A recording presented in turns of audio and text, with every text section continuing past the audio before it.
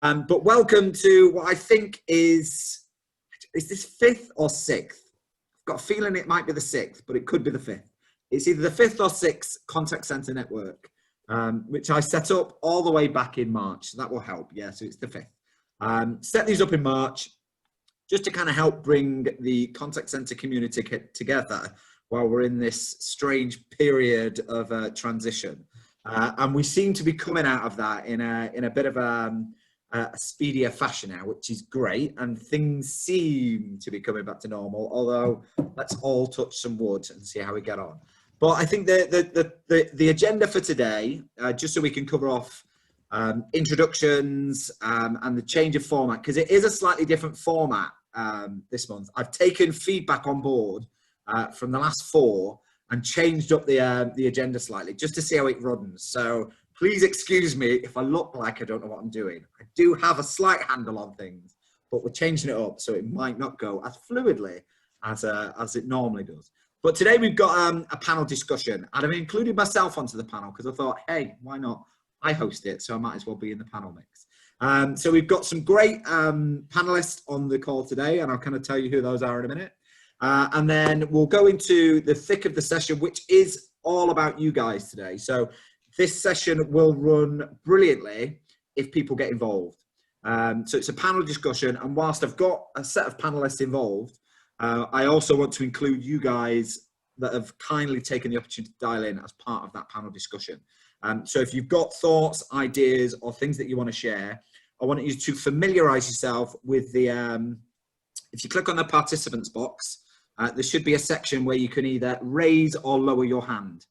And if you've got extra things that you want to kind of add in the mix today, or ideas or thoughts on anything that we've kind of discussed on, that maybe you want to kind of share as part of the discussion, please raise your hand, and either myself or Sarah will give you a nudge and come to you to kind of say, take yourself off mute, add into your contribution, add in your additional build, and let's have a really great discussion, because I think this is slightly different to formats that I've seen in the past, where we can get people actively involved and use the collective knowledge and understanding from this group to help fix people's burning platforms, issues, or general kind of thoughts for advice. So I set this up.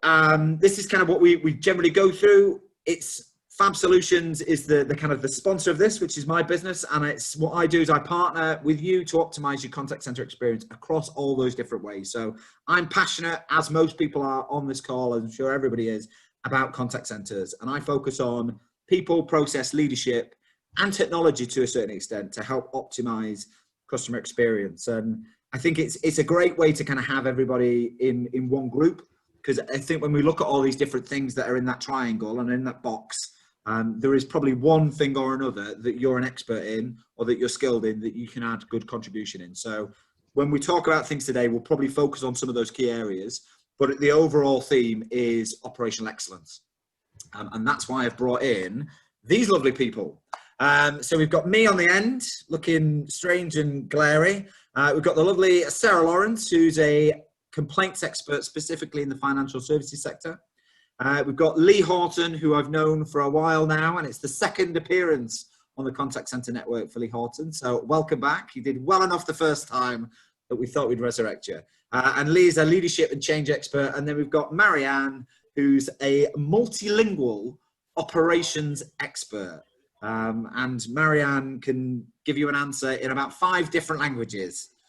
So we'll see which language we come out with today, Marianne. But lovely to have you and all the rest of the panelists on the session today. And just one other special guest who's mentioning, I've mentioned her already, but it's Sarah Tavner from the charity Minds Advisory Group.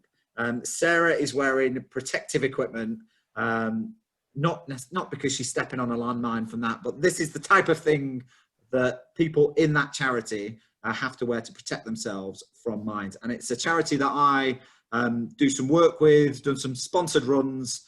And if you'd like to know more about how you can help the Minds Advisory Group, or if you'd like to know more about the charity and what great work they do, please message Sarah in the chat, and I'm sure she would be happy to talk to you. And if you want to do any work with that charity, they're a great charity to be involved with, really proactive, and really great guys to work with. So without further ado, that's the next slide for, that's the final slide for next month.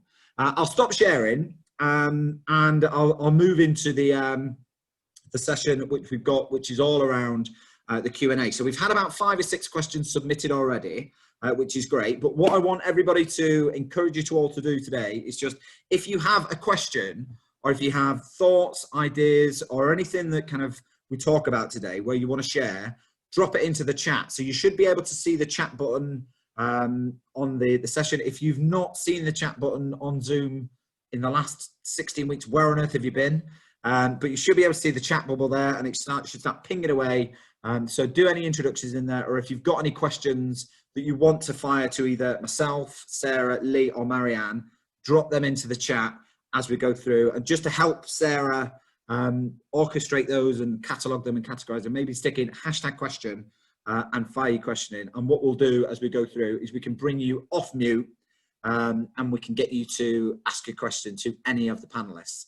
But the first question that came through in the Q&A that I sent through was, and I'm going to aim this at all the panelists to start off with, but what I want you to think about as we ask this question, how does it relate to your specific area?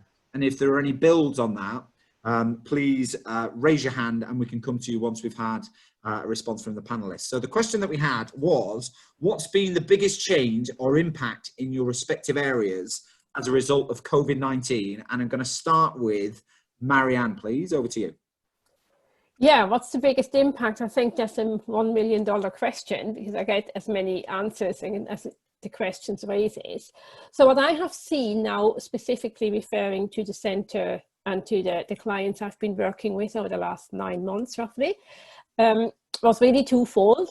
One was the technology piece, and to our, shall I say, yeah, I used the word, to our horror, some of our, what we thought were well-populated knowledge bases, so everybody has access to all the knowledge. Guess what? It didn't quite work that way. So that there was an issue around what was there and what wasn't there, and obviously the floor walking wasn't available, so therefore people hadn't easy access to find solutions. And the second one, which is very much related to what Gary mentioned earlier around leadership, many of my team managers and ops leads were absolutely overwhelmed with what they now had to do.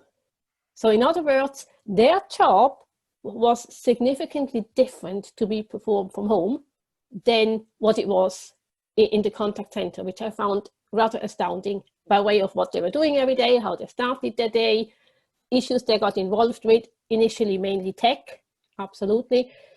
But then also how do you manage, how do you performance manage somebody that works from home?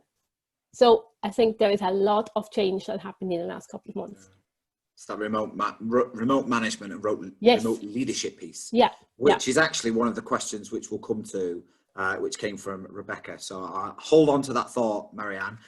Leigh, if we come to you, what's kind of been the biggest change or observation that you've had since COVID-19?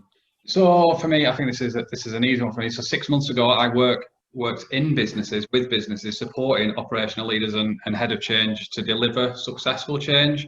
And I've not been allowed or enabled to do that. So I think it's how do people still improve when in an environment where they've now just, it's like creating a new team, creating new habits, creating new behaviours. How do they identify problems? How do they talk about the problems? And how do they then solve the problems together? In the past, when you've had teams that work together, those ad hoc conversations and conversations take place naturally. But now those ad hoc conversations that people have, that I spoke to a customer that raised this as an issue, and then it's a lot more difficult to have those conversations about how you would overcome that and capture that. So for me, it's about how do we capture, how do we talk about, and how do we resolve problems virtually, as opposed to when we're all there together. That is the biggest fundamental shift. And how do we deliver change? So we can't have workshops, we can't have meetings together. So that for me is it's an obvious answer to give, but that's the one that I think has shut most places up. People are just doing the do, not necessarily improving what they do. Mm-hmm. I think that's a really good point, Leigh, and I think that's one we'll probably get from a lot of the people on the call today. So in fact, Gary, actually, sorry, I spoke to somebody last week, and they said that what they see a lot of change, but not a lot of improvement. And I think it's how do we move from all of this change to actually moving to improvements, or improving and changing for a purpose. So yeah, sorry to interrupt you there. That just dropped into my head. No, makes perfect sense. Sarah, lastly, from your perspective, how have things kind of changed in your environment? Oh God, I mean, where do we start? It's a bit like Marianne, really. I could go on for all day, actually. I don't want to scare the pants off everyone, but really what's happened is there's been a change in customer behaviour, which is driving complaints. So at the moment, we're hitting something of a tipping point across a lot of different industries. So people have been very patient with businesses, workarounds, looking at different ways of communicating, perhaps not having the same accessibility in terms of hours, number of people manning the phones, that sort of thing. We're now going beyond that tipping point, and people are getting quite frustrated and angry. And there's a lot of bigger picture stuff going on as well. So I'm currently eyeing the horizon nervously, because I think complaint numbers are going to rocket, if I'm honest with you, not just in terms of products and industry, but in terms of customer service. That seems to be the real growth area at the moment. So you're not just getting complaints saying I'm not happy with my product, you're getting complaints about I'm not happy with the way I've been treated, or I've not been happy about not being able to access your phone lines, or I've had to wait longer. So those are the real growth areas at the moment.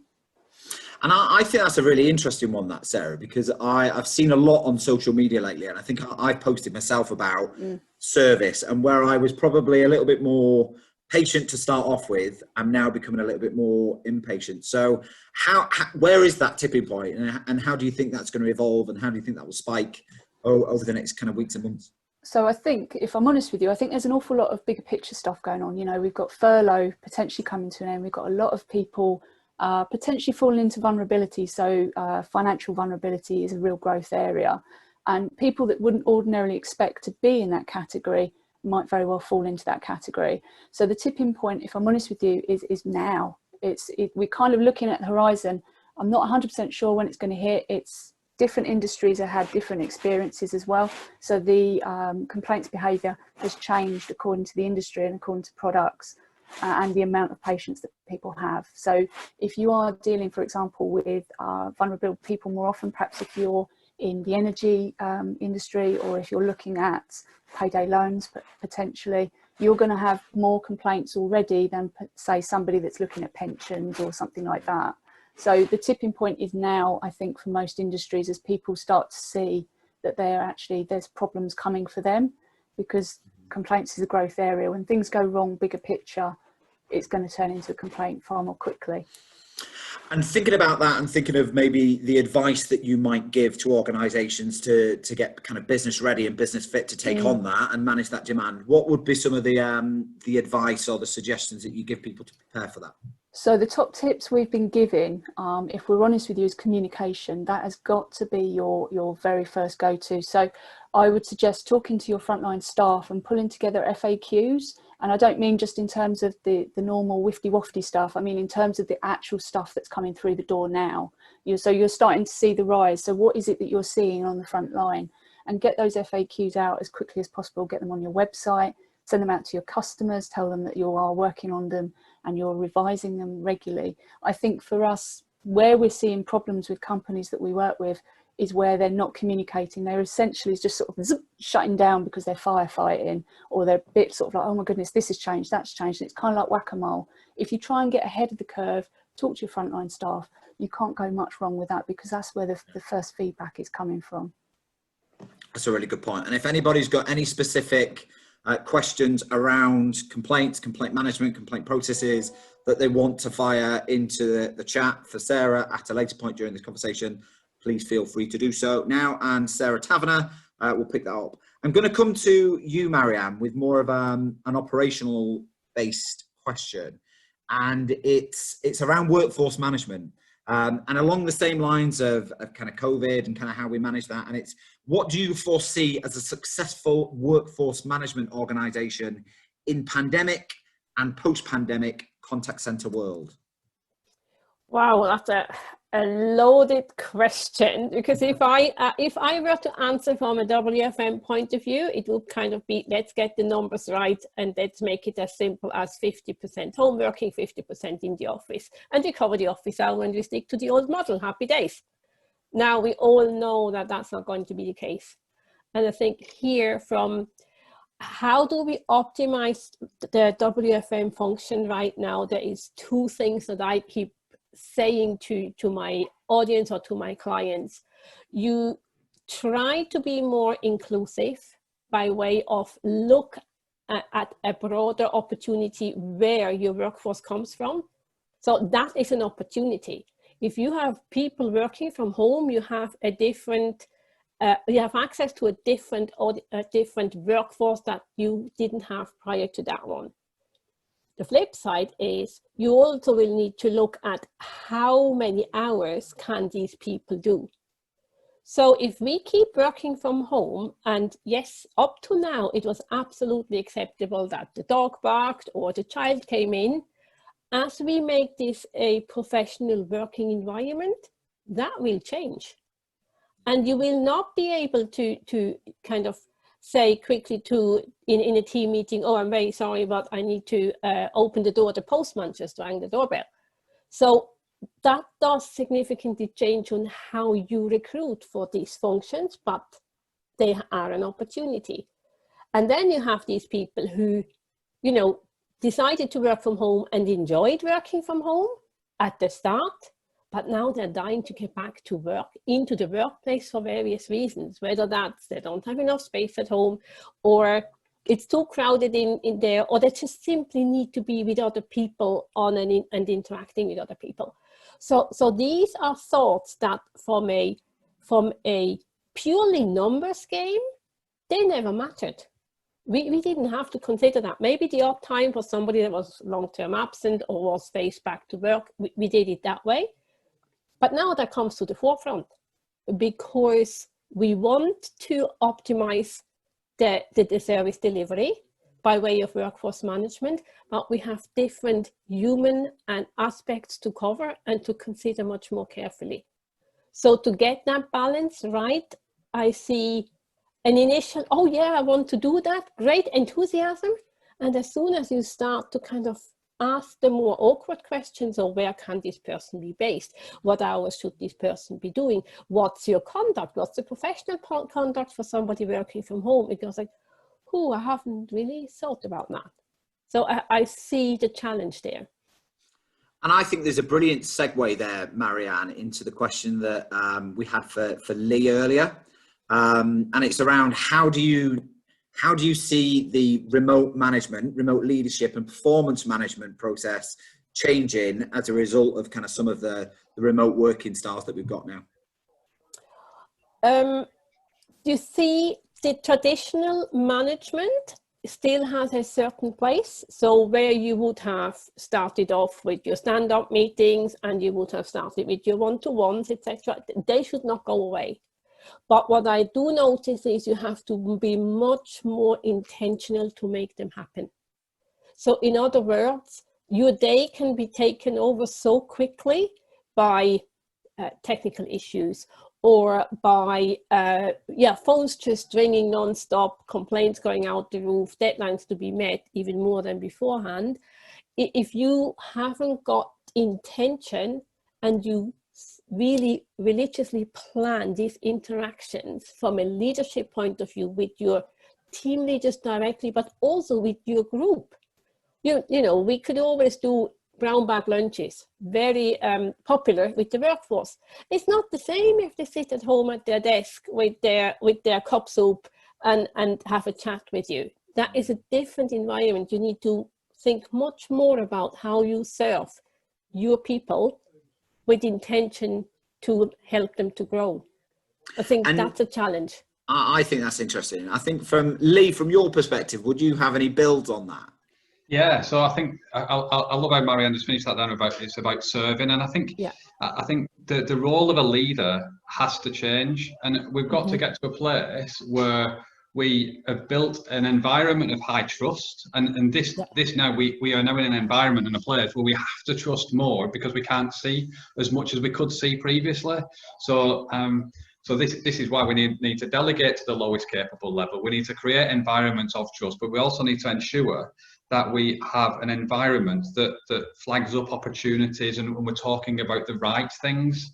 So that's what I would say. It's about creating the right environment that encourages trust. We're talking about the right things at the right time, and we're empowering and delegating to the lowest capable level. It's not, I think the more command and control we are in this environment, the more that we will disengage our workforce and will not be able to drive forward and improve, because we become fixated on a figure rather than fixated on capability, building people up and empowering them to deliver the best job that they can do. Now is the opportunity for that.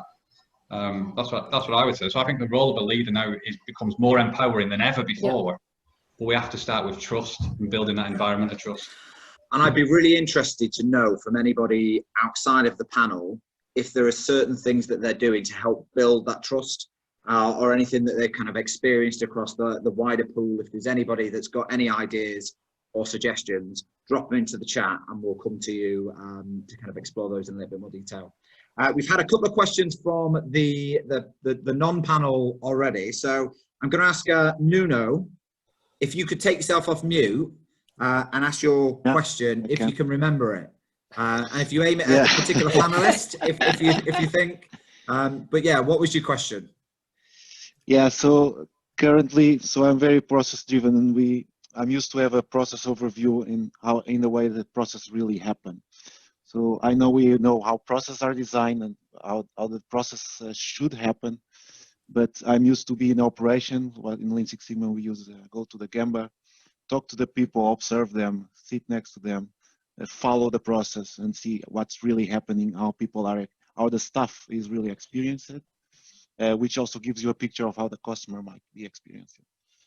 And now in a remote working situation, that becomes, I'm struggling with that actually. So I'm wondering if someone has here, the panel or outside the panel, has some ideas on how we can get there. A hand up from Leigh Horton there. So we'll come to you first and then we'll explore Sarah, Marianne, and then I'll add my 2 pence in. Yeah, so I'll thank you for that question. You know, I think it's a really valid. So I've been trained for the last 15 years. Lean Sigma has been my go-to methodology and approach for driving improvement. And in this environment, you can't. The Gemba has changed, hasn't it? So the workplace has changed. You can't observe the process. You can't see the process. And this for me now is it's how do we empower the people to improve themselves? So what can you do? So rather than have an improvement specialist and an improvement team, how do you make everybody the improvement people? So it comes back to that trust and environment and ensuring that everybody has the capability to improve.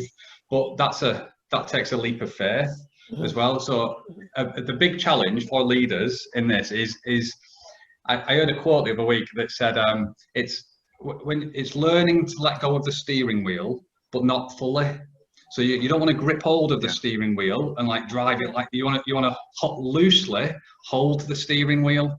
So it's an individual thing, this, because we're all different. So it's what is that your most comfortable place to what do you need to give you the comfort that you can see and trust the answers that you're getting back. And that will differ from different people. And this is what I think about the leadership role is changing. It's about trust, it's about empowerment, and it's about engaging, but it's about enabling everybody to improve rather than having the improvement team. Leadership and the all roles should have an element of improvement. I'm not sure I've answered your question there, because I think I have a challenge there. So if you don't mind, I'm going to ask Nuno. I'm going to ask Sarah to kind of build on that, because I think a lot of what you're talking about there is born of complaints and processes, poor processes that might be driving complaints. So Sarah, would you have any builds on what Leigh said there that might help Nuno? Well, I mean, I think personally, actually, it's really hard for leaders to change so quickly. We're looking at sort of technologies. I think, was it in this last meeting where technology had shifted 6 months in as many weeks. Yeah. I mean, it's keeping up with that really. But I suppose from my perspective, I mean, I tend to work more with frontline workers, and having worked in frontline in a contact centre, you will find a workaround. So it doesn't matter if it's in writing, you'll find a workaround. And workarounds usually become permanent processes. They become process. Yes, they do. Yes, they do. And that's the problem, isn't it? I think for my money, actually, when we work with leaders, we sort of say, well, yeah, it's very nice that you've written this process and you have this team that deals with change, etc., but they're not the ones that are actually working on the front line. Mm-hmm. Have you spoken to anybody on the front line? Why have they come up with this workaround? What was the problem in the first place that needed to be worked around?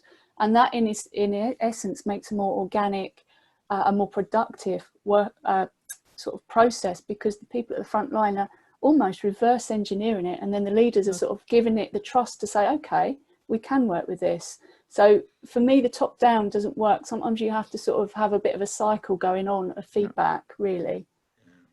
Marianne, would you have any builds on that? Just the old-fashioned time in motion study on a problem. I put that recently out in my center in Berlin. We had an issue and said, look, can you please all just, everybody, do a time in motion study for 1 day. Just write down when the query comes up and what you're doing.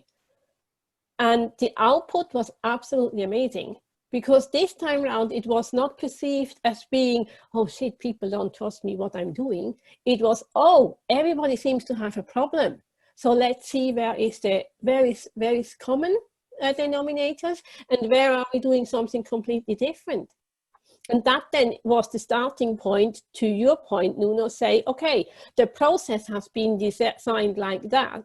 Clearly now, there are elements that we need to change, but the change was actually driven from the bottom up, as Sarah just said. So do not just dismiss what we used to do in the past and maybe got a bit of a negative, if you're asked to do a time in motion study, naturally you think, I'm not working hard enough, which is not the case. It's about the framing, and it helps the trust building. That's what we just did about 3 weeks ago. And I think you're absolutely right there. And I think from my perspective, what you're talking about there is old, not old school, but it's conventional processing. Conventional, yeah. Kind of sitting down with someone, looking at the process, seeing how they do it. And I think to Leigh's point now, I think it's being more creative with how you get that source of information. So thinking about different channels. Can you do WhatsApp? Can you have mailboxes for business improvement ideas? Can you look at your complaint reasons, your demand analysis, and is there any way of tracking what shift has happened in failure demand versus value demand, and seeing if that can help using analysis in a different way? Can I just say one thing on this? Sorry, Gary. Sorry, yeah, and then I'm going to move on to Claire Whitfield. So Claire, prepare yourself. Right, so it really random. I went on a stand-up comedy course a few weeks ago, and something really resonated with me on this course. They said the 3 important criteria for stand-up comics in this order is: the first one is connection, the second one is performance, the third one is the material. And I think this is so transferable to operational excellence. Now, we always lead with material, so we always lead with the tool or the method, but we need to lead with connection and performance. So how big of a relationship and much of a relationship do we have with the people? How do we vary our performance based on the people that are in front of us? And then the material is the material, whatever our approach is. So I think we can learn a lot from stand-up comics as well. Sorry, I just wanted to get that in. What a segue from process improvement to comedians. I'm going to come to Thank you, guys. Claire Whitfield, because Claire had an interesting point that she made in the chat, and then I'm going to come to Lloyd after Claire. So just giving you some heads up as to who we're coming to. So Claire, if you wouldn't mind taking yourself off of mute and maybe bringing your video up and sharing your point. If you're still there, this is where this all goes wrong.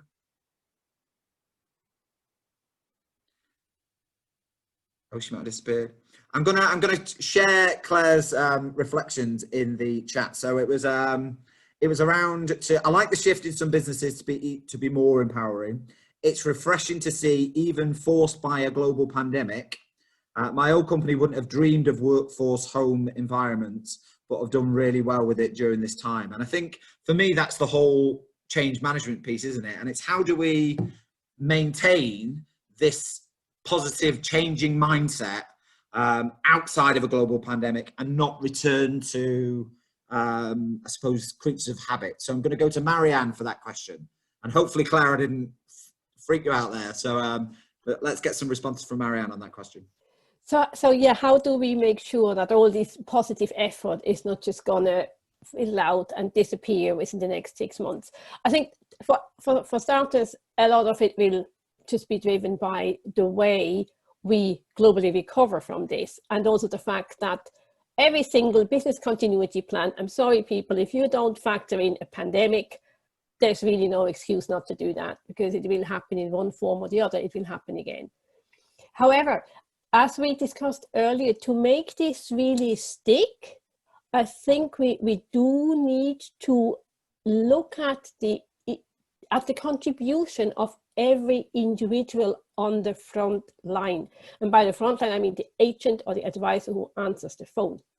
Because in my opinion, there's still, and that's my absolute belief and view, if these people are not looked after, not cared for, not being developed, not being, picked up when they have a bad day, then your business is not delivering the service that it set out to do. So in essence, work with your frontline people. Do you agree, Sarah? I'm just saying. I'm going to come to Sarah. Yeah, Sarah, you look like you had a build on that. No, absolutely. I mean, what we're finding time and time again is that if you're not investing in your frontline staff, and we're not just talking, we're not talking about sort of training in terms of knowledge, we're talking about mental health as well, which is my other passion. If you don't look after their mental health, then that will bleed through to the customer service that they're providing, into the complaints. So if you invest in your staff and you sort of continue to offer the flexibility that we're seeing now in some form or other, then you will continue to have that staff members buy-in. They're not going to want to go and look for another job, because I think whatever way you cut it, a pandemic is a life-changing event, and could potentially see some people think, actually, I'm done with this. It's, this company or this industry is not looking after me. I'm off. And they'll take all that knowledge and wisdom with them. And this is a wonderful segue into the question that you had, Lloyd. So I'm going to ask you to take yourself off mute, and if you want to ask your question to the panel or give us your contribution and your thoughts.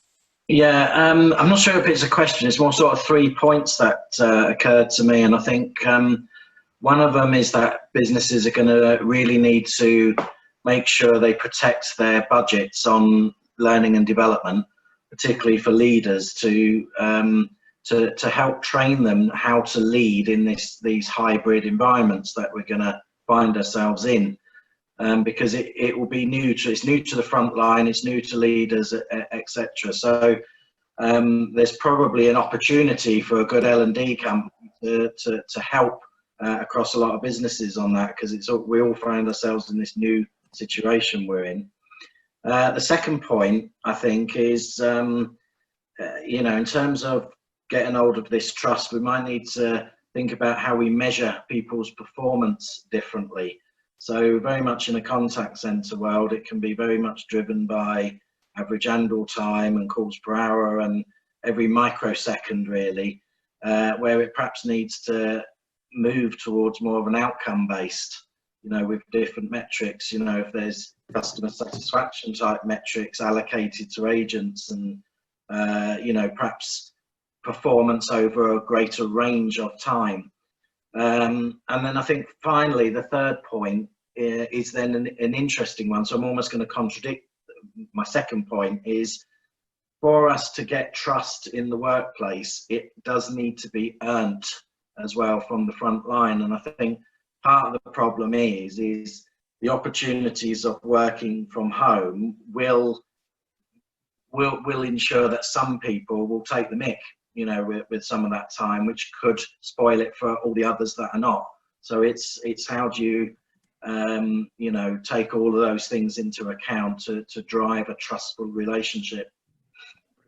So I'm going to put those points to the panel, and Leigh's got his hand up first. So sorry, I'm just like this. So your third point then about trust, it's a funny thing, is trust. It's do you extend trust first?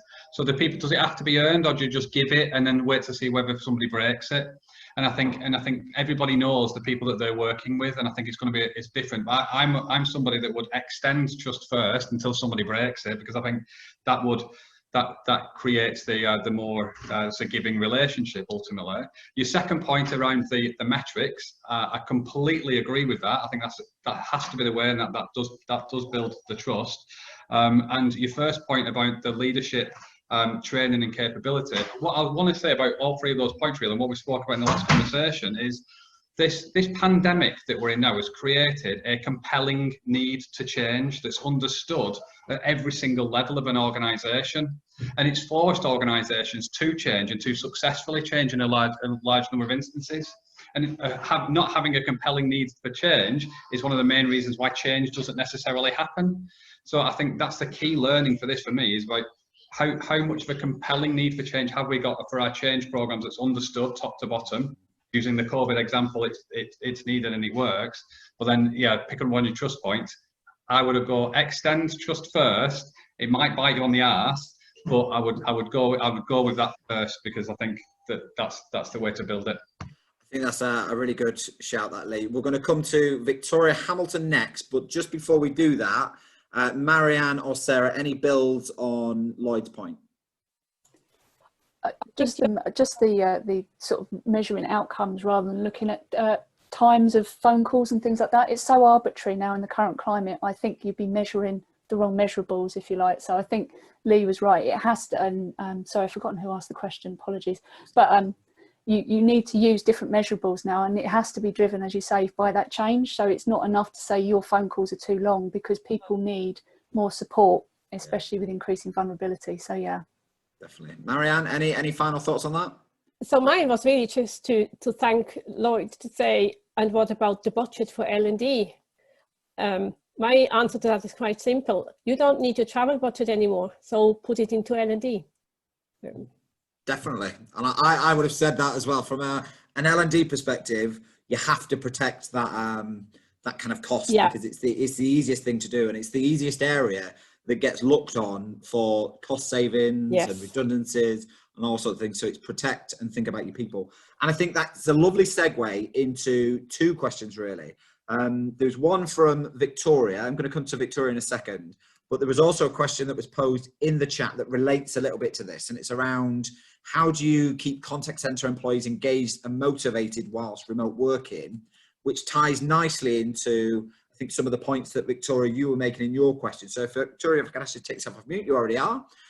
You can ask that question, and then we'll kind of see if we can capture Rebecca's question from earlier into that same response. So fire away, Victoria.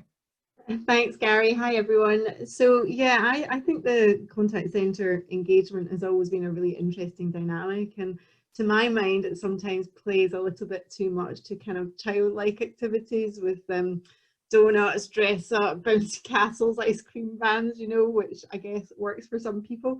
But I think, you know, that poses an interesting challenge when, according to the CCMA, I think 4 out of 5 contact centres now have at least 50% of the workforce working remotely and at home. So those traditional methods of having fun at work don't really apply so much anymore. So I'd just be really interested to get people's views on how that potential focus and attention on engagement and having fun at work evolves in this new landscape and environment that everyone's working in. So I'm going to take the lead on that one, if the panel don't mind. I'm part of the panel. So for me, I think if we actually asked our teams how much do they like donuts, bottles of wine, bottles of beer, prosecco, all that kind of stuff, over one-to-ones, communication, engagement, and other elements of fun in the work, I think we'd probably be surprised at how much they would favour communication and employee engagement and responses to questions and actual kind of things that mean a lot more to them, that have an impact in their role, over the funner things like donuts, prosecco. I mean, I've been there. I've used donuts, proseccos and Domino's to engage people. But actually, sometimes when you sit down and ask them, what is it that you want?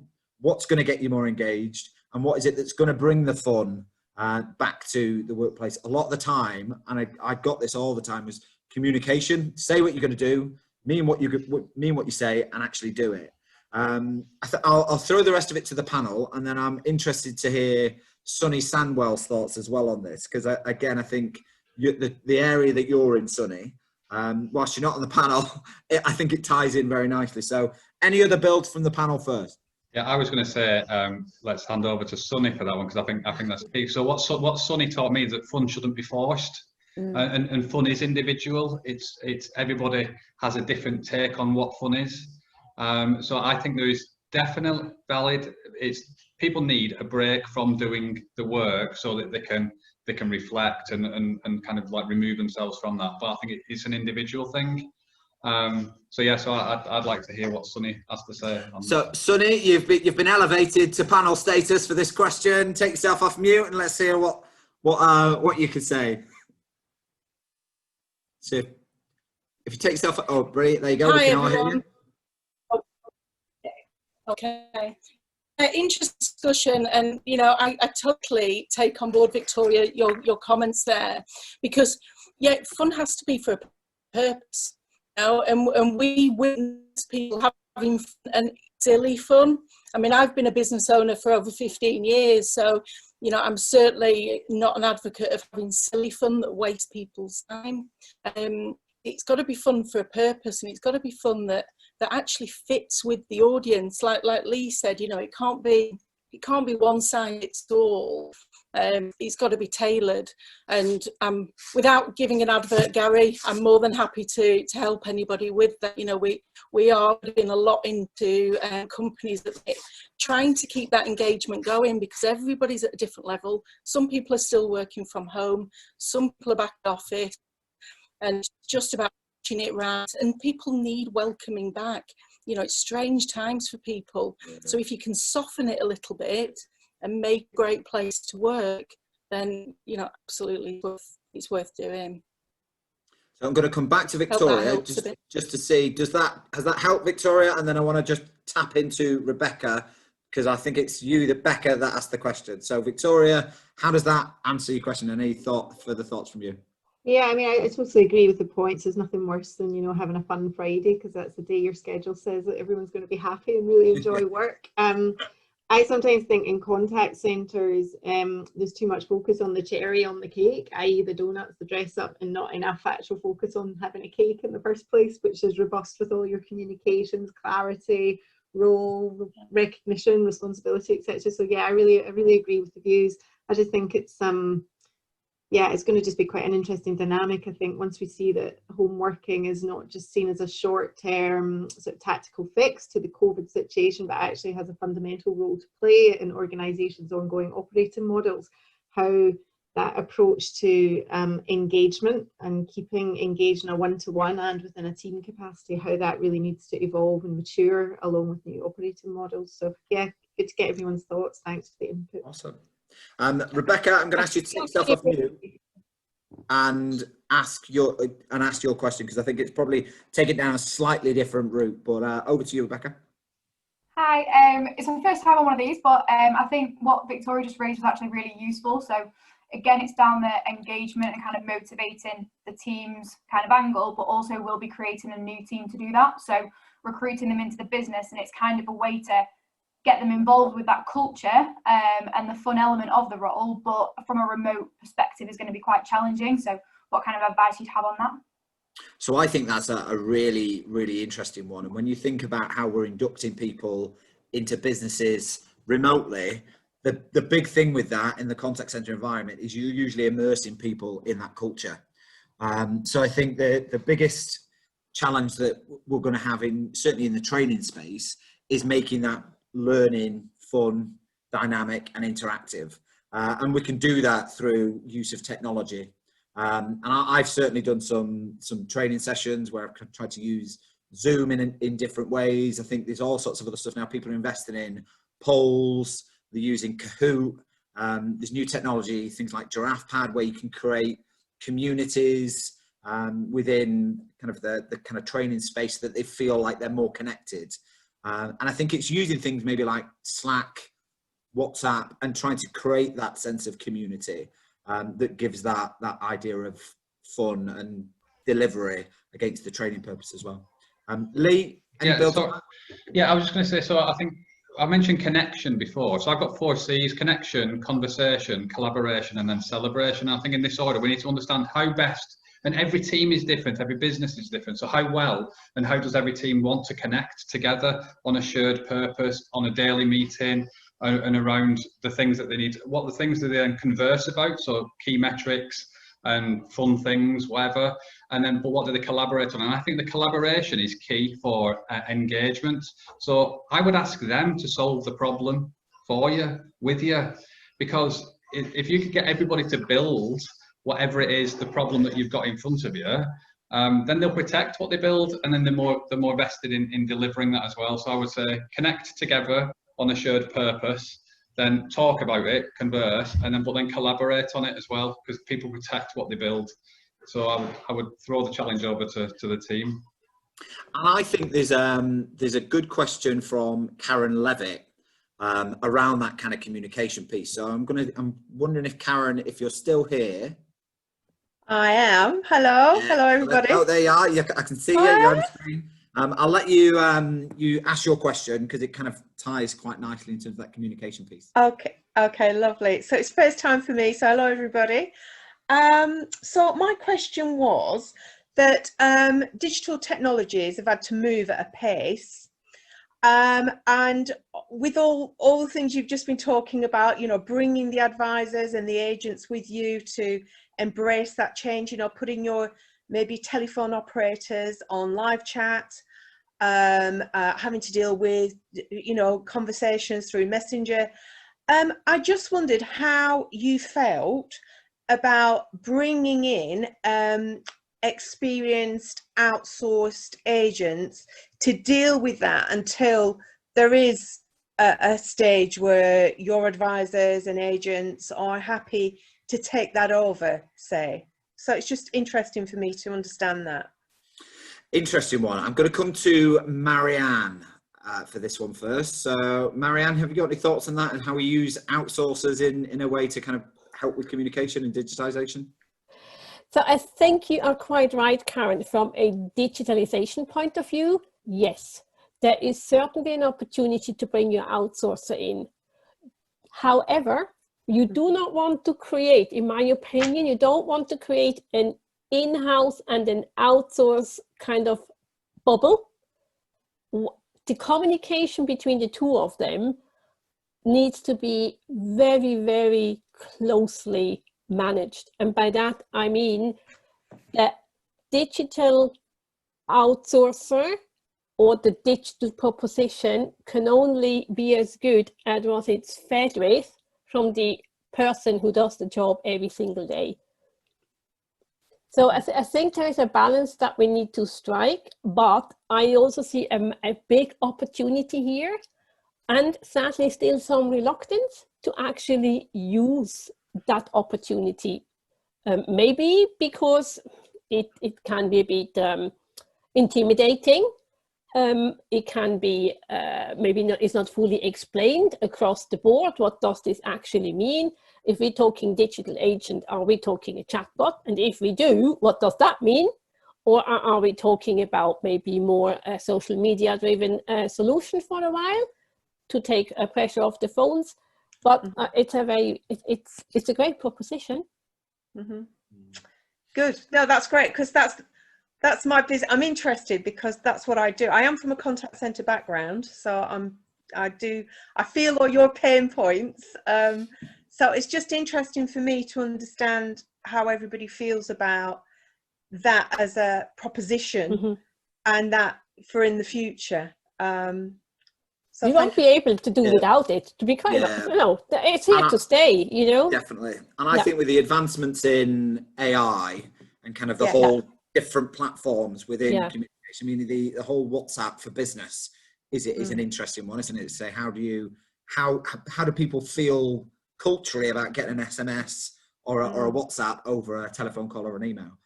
So I think there's a mindset shift with some of that in terms of customer experience as well. Yeah. I think definitely, sort of from my point of view, what I'm seeing a lot of is live chat's here to stay, but Messenger is becoming phenomenal. You know, I'm dealing with a lot of that now. So, you know, my agents are, for other businesses, are talking through Messenger a lot. So it just seems to be that people are using that as a way to communicate. So it's interesting how it's shifting very quickly all the time. So yeah. We've got probably time for one final question, which I'm going to come to Mika on, because it kind of lends nicely into that kind of communication, that interaction. So Mika, if you wouldn't mind taking yourself off mute and bringing yourself on camera and asking your question. Hey, good afternoon. Hi. It's great to join in this this meeting.